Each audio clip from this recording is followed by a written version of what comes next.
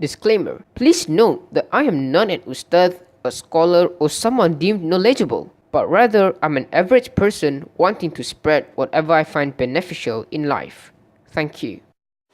Alhamdulillah, wassalatu wassalamu ala rasul amin, amma ba'd. Assalamu alaikum warahmatullahi wabarakatuh. So lately I've listened to a very eye-opening talk by Ustaz Dr. Shihabuddin Muhaemin, and the topic was interesting, so interesting I thought I want to give you a bit of a synopsis of the overall talk, which was about the 9 effects of backbiting.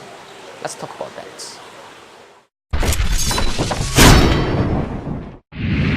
What's up guys, it's Productions here. Before I walk you through the 9 effects, first of all, you need to understand the definition of backbiting. Fortunately, there's a hadith in Sahih Muslim talking about this, narrated by Abu Hurairah radiallahu anhu, whereby Rasulullah SAW, he was talking to his companions.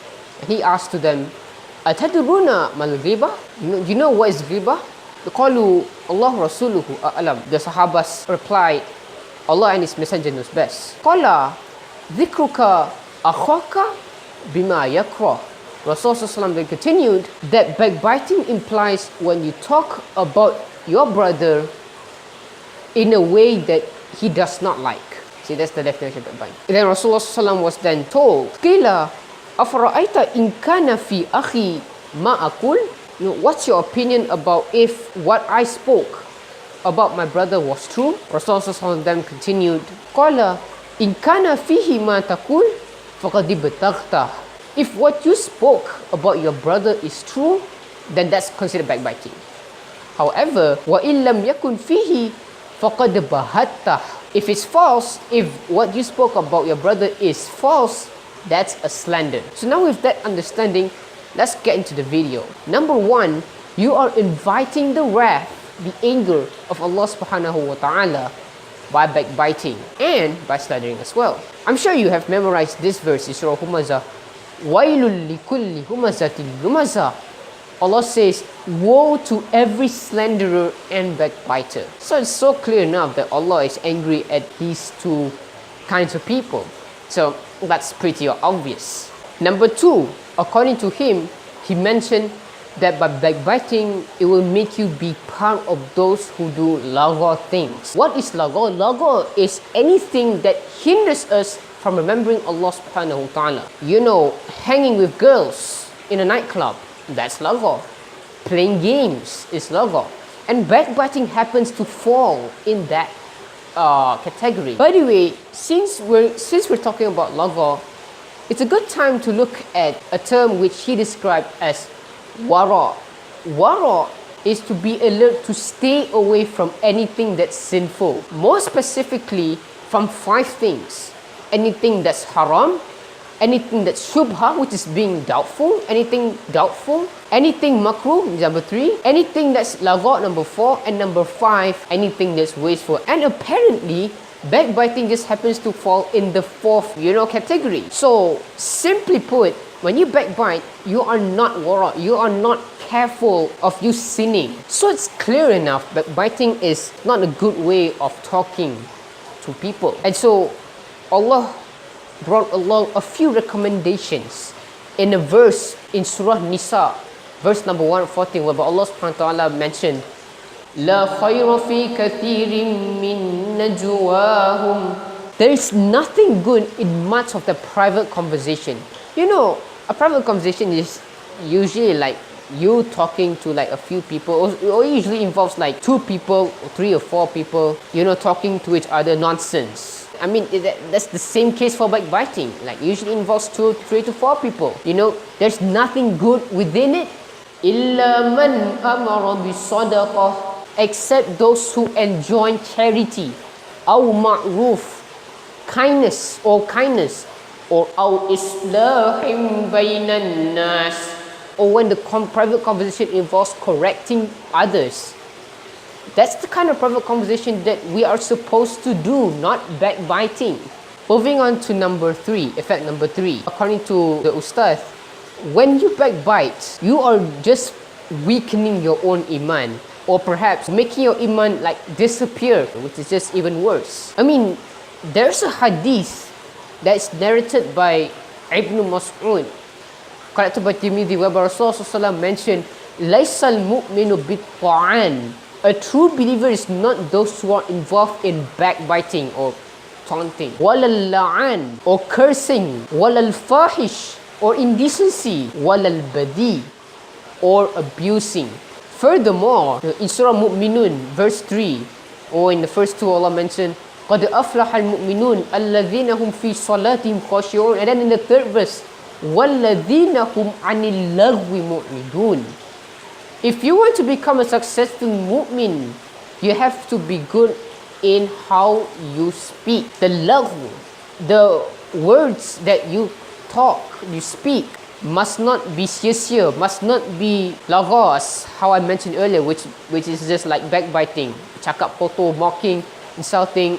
These are the kinds of communications that are not good, you know. So a true mu'min, a true believer, cannot backbite, should never ever backbite. If you want to have 100% perfect iman, you can't do that, you know. Speak good things. Moving on to effect number 4, according to him, he mentioned that when you backbite, you'll attain a sin that is between you and those whom you backbite. This one, seriously, is really scary, because, you know, a sin between you and Allah subhanahu wa ta'ala, by committing a sin in front of Allah subhanahu wa ta'ala, Allah can still forgive such sin. But when it comes to the sin between you and those whom you sinning with, Allah will not forgive it. Allah's mentioned Isra al-Ahzab, verse number 58. وَالَّذِينَ يُؤْذُونَ الْمُؤْمِنِينَ وَالْمُؤْمِنَاتِ بِغَيْرِ مَا اكْتَسَبُوا. And those who hurt the feelings of believing men and women for what they didn't do, for what they did not earn, فَقَدْ احْتَمَلُوا بُهْتَانًا وَإِثْمًا مُبِينًا. Thus they have attained a slander and a manifest sin. This, in Malay, people call it dosa yang nyata. So simply put, you're just making your life difficult when you backbite. I mean, oftentimes it's not easy for people to ask forgiveness from others, you know. So essentially, by backbiting, you're just making your life difficult. So don't continue backbiting. Alright, effect number 5. When you backbite, according to the Ustad, you will attain 3 kinds of difficulties. And according to him, the 3 kinds of difficulties are as follows. Number 1, your dua may not be accepted by Allah subhanahu wa ta'ala. If you backbite a lot, you're making whatever dua you make be difficult for Allah subhanahu wa ta'ala to accept. Number 2, according to him, whatever good deeds you do will not be accepted by Allah. Na'udhu billahi min dhalik. It's kind of like a burning pocket. If you burn a hole in the pocket, you put like something inside, the thing you put inside will just end up like falling towards the ground. The same case when it comes to backbiting. When you backbite, whatever good deeds you make will just fall through the hole that was formed as a result of the burn, will fall through the pocket, rendering them useless. So don't continue backbiting. Na'udzubillah, that's very scary. Number 3, according to the Ustaz, Allah will add more sins into your account. Na'udzubillah. Number 6, when you backbite, when you continue talking bad about others, you will be among those who do major sins in Islam. I mean, it's clearly a major sin, because the fact that backbiting is condemned, is prohibited in Islam, is clearly in the Quran Karim.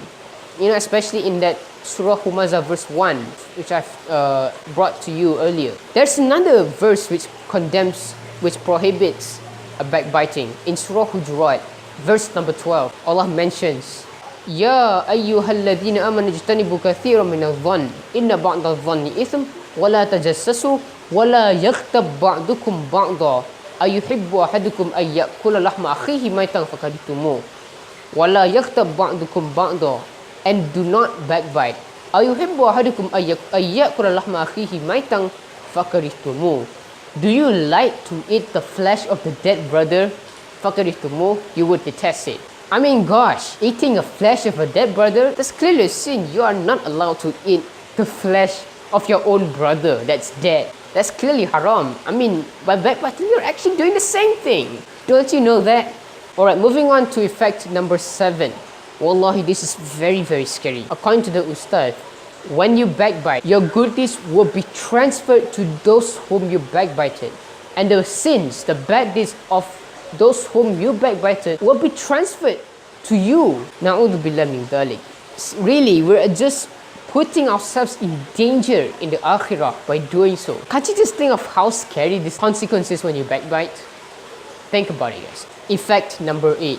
According to the Ustad, when you backbite, you will lose the barakah in your life. Think about it. Barakah is very important as it will lead you to do good things. I mean, it is the result of barakah that you can be polite to your teachers, to your parents, etc. It is with barakah that you can attend the masjid for prayers.